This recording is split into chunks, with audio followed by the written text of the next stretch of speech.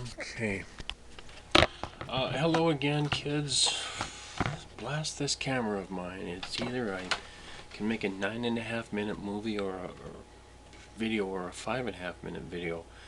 And it seems to be that last one is a 5.5, and I had more things to say about message to the ladies about MGTOW, and also wanted to include third wave feminism.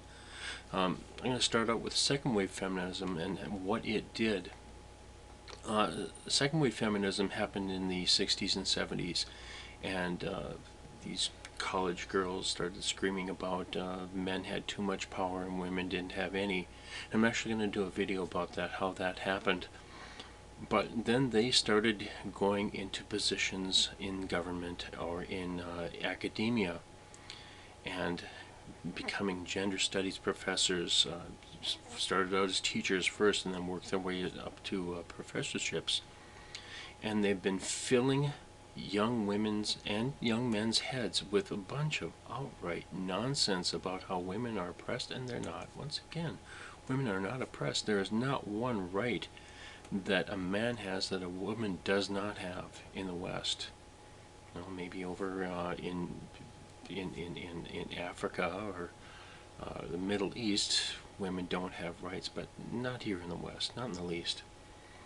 Boy, I should have scripted this, but I wasn't thinking. I'm too tired tonight. Anyway, okay, these women have gotten these jobs, and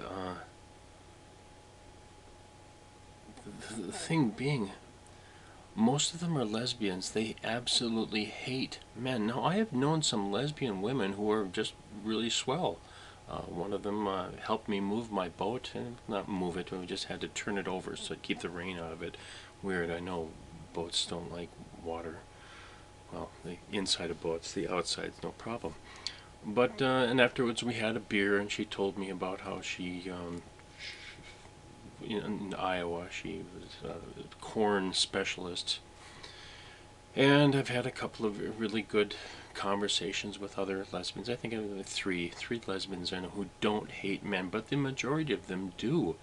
And the majority of them are in, I wouldn't say the majority of them, a lot of them are in positions of teaching young women about how much of assholes men are, just rapey assholes. And we're not. We're nice guys. What was my point? Boy, I should have thought this out, but I didn't. Oh yeah, when they can't attack us anymore, because, we're going our own way, we're just walking away from it, they're going to attack you. And they are attacking you.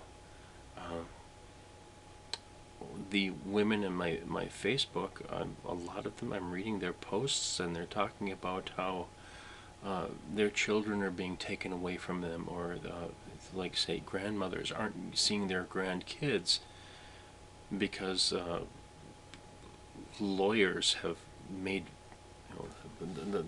have kicked the father out of the house, and they actually haven't done it personally, but they advise the woman, say this about him, and we'll have him kicked out of the house. And then the man loses the house, he loses his children, loses his vehicle, and probably loses his job because he doesn't have a place to bathe anymore or sleep. He's sleeping in his car. No place to live, or if he does have a place, it's incredibly smaller than it was before. And grandparents then, grandmothers and grandfathers, aren't seeing their grandchildren anymore.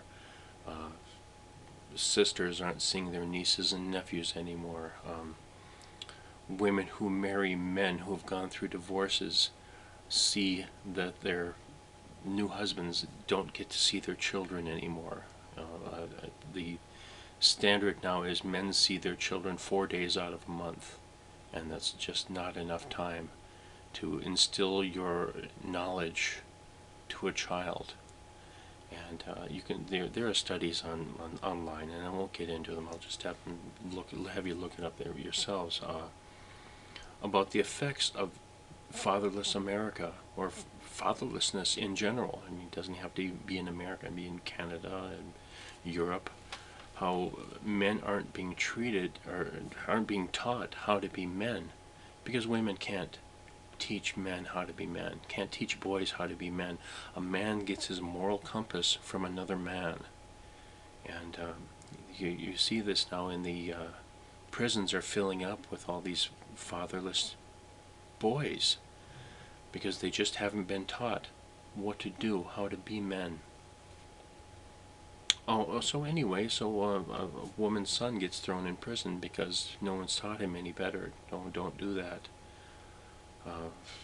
Mom, there are lots of things mothers can do, but raising boys to be men is not one of them. I'm not trying to put down mothers in any way, but it has to be a two-family, or a two-parent household for optimum child rearing. Once again, not putting down mothers, but it's got to be two of them. So yeah, pretty much my point being, you're going to be alone. That's warning number one. Warning number two, if this doesn't change, they're going to come after you, because men won't be in the picture anymore, and they have to validate their paychecks and validate their jobs. So they'll just start picking on women now, and they actually have started already. And the only way to change it is to have the laws changed. The gynocentric laws changed. The gynocentric laws, when second-wave feminism went into government and went into academia, they pushed the pendulum so far into women's favor that men were left in the rut, left with nothing. It's got to go back to the middle. Otherwise, society is lost. That's it. Have a nice night. Bye-bye.